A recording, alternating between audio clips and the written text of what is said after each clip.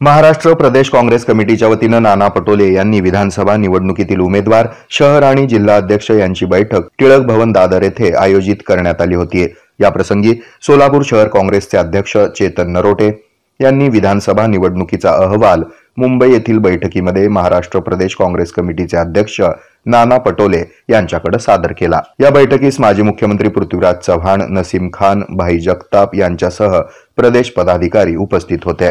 यावेळी बोलताना नाना पटोले म्हणाले की निवडणूक प्रचारात काँग्रेस महाविकास आघाडीला मोठा प्रतिसाद होता। महाविकास आघाडी सत्तेवर येणार असं दिसत होतं, पण महायुतीनं बेईमानीनं सत्ता घेतली। महायुतीला एवढं बहुमत कसं मिळालं, जनता सुद्धा संभ्रमित आहे।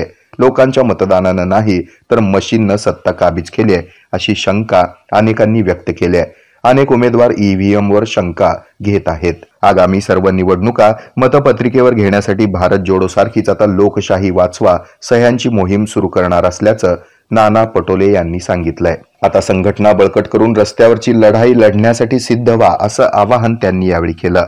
यावेळी सोलापुरातून चेतन नरोटे, तिरुपती परकी पंडला यांच्यासह राज्यातील काँग्रेसचे उमेदवार, शहराध्यक्ष उपस्थित होते।